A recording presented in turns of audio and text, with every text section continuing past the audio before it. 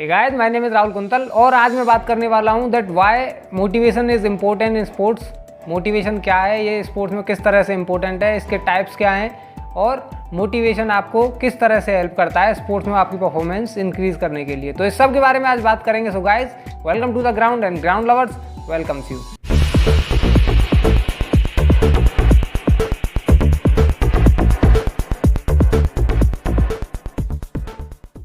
आप खेल क्यों खेलते हो, आपको खेलों में इतनी रुचि क्यों है? तो इसका सीधा सा जवाब है कि आप खेलों में अपना करियर बनाना चाहते हो। आप स्पोर्ट्स के फील्ड में अपनी एक अलग पहचान बनाना चाहते हो। दूसरों के लिए जो स्पोर्ट्स है वो केवल एंजॉयमेंट का एक ज़रिया हो सकता है, टाइम पास का एक ज़रिया हो सकता है, लेकिन आपके लिए वो आपका एक पैशन है। अब बात करते हैं मोटिवेशन क्या है। तो मोटिवेशन अगर आसान भाषा में समझाया जाए तो मोटिवेशन वह एक पॉजिटिव एनर्जी है जो आपको मानसिक तौर पर थका हारा होने के बावजूद भी आगे कार्य करने के लिए एक नई ऊर्जा के साथ प्रेरित करती है। अब बात करते हैं कि मोटिवेशन आपको कैसे हेल्प करता है किसी भी काम को करने के लिए।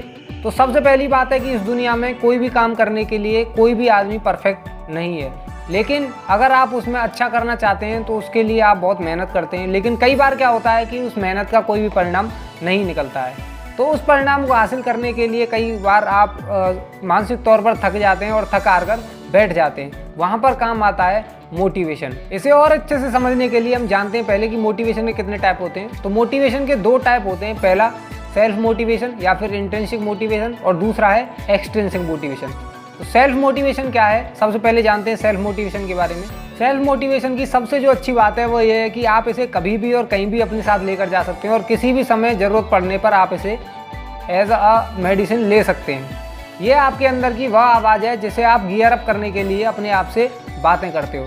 फॉर एग्जाम्पल कि आप कोई भी एक रनिंग इवेंट में हो और आप रेस दौड़ना चाहते हो और वो रेस आपके लिए थोड़ी लंबी पड़ रही है, तो आप उसमें खुद से कहते हो कि बस ये आखिरी रेस है, कुछ मीटर और इसके बाद तो फिर आराम ही आराम है। ये है इंट्रिंसिक मोटिवेशन। अब चलते हैं एक्सट्रिंसिक मोटिवेशन की तरफ। कई बार आपको अपने अंदर की शक्ति को जगाने के लिए एक बाहरी आवाज़ की ज़रूरत होती है।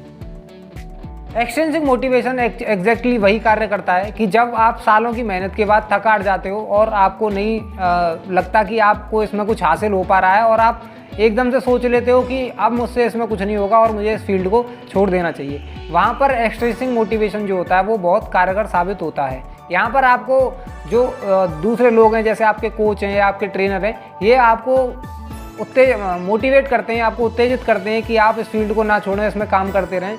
इसके लिए आपको दूसरे जो कुछ लोग थे जिन्होंने सब कुछ खोकर भी कमबैक किया, उनकी कहानियाँ आपको सुनाई जाती हैं और आपको गियर अप किया जाता है कि आप इस फील्ड में बने रहें और कुछ अच्छा करके दिखाएं।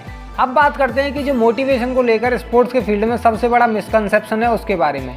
मिसकंसेप्शन क्या है कि लोग सोचते हैं कि हर तरह के इवेंट के लिए या हर तरह के गेम के लिए सेम टाइप का मोटिवेशन काम करता है, लेकिन ऐसा नहीं है।